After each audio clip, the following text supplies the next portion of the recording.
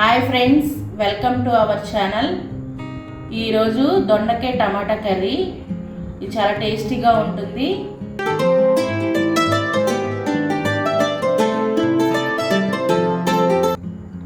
ఇది ఏంటంటే దొండకాయలు వచ్చి ఒక హాఫ్ కేజీ తీసుకున్నాను. దొండకాయలు ఇలాగ బారుగా ముక్కలు కోసుకోండి. అలాగే టమాటాలు పావు కిలో, అలాగే అల్లం వెల్లుల్లిపాయలు కచ్చా పచ్చగా నూరుకున్న అల్లం వెల్లుల్లిపాయ పేస్ట్, మీరు మామూలు పేస్ట్ ఉన్నా పర్లేదు. అలాగే కొత్తిమీర, పచ్చిమిర్చి, ఉల్లిపాయలు, ఒక ఉల్లిపాయ తీసుకున్నాను. అలాగే కొద్ది కరివేపాకు, రుచికి సరిపడా ఉప్పు, కారం 2 టేబుల్ స్పూన్లు, పసుపు 1/2 టీ స్పూన్, ఆయిల్ తగినంత ఆయిల్.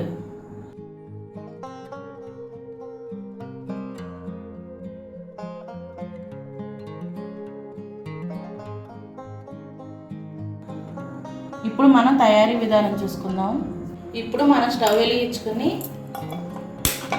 ఒక ప్యాన్ పెట్టుకుందాం. ఇప్పుడు మనం ఆయిల్ వేసుకుందాం.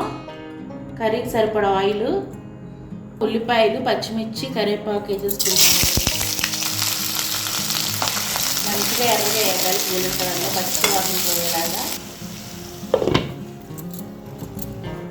ఇప్పుడు చూసారు కదా ఈ విధంగా.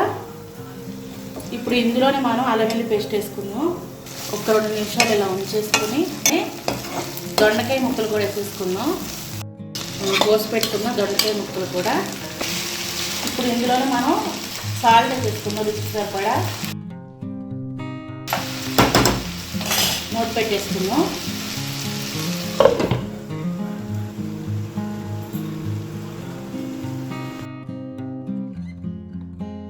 చూసారా కలర్ చేంజ్ అయ్యింది. ఈ టైంలో మనం టమాటాలు వేసేద్దాం.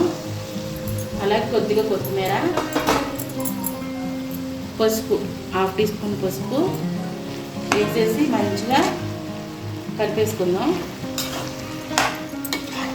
ఇది కూడా మగ్గు పెట్టుకోవాలి ఒక 5 నిమిషాలు.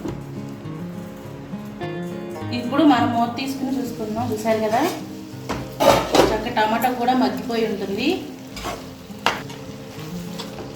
కారం 2 స్పూన్లు వేసాను.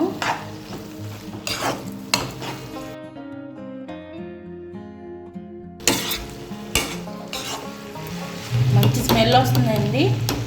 ఇప్పుడు ఇంకొక 2 నిమిషాలు, ఎందుకంటే మనం కారం వేసాం కాబట్టి చూడు ఊరికే మగ్గిపోయి ఉంటుంది. మీకు ఎగ్జాంపుల్ చూపిస్తాను. ఇదిగోండి,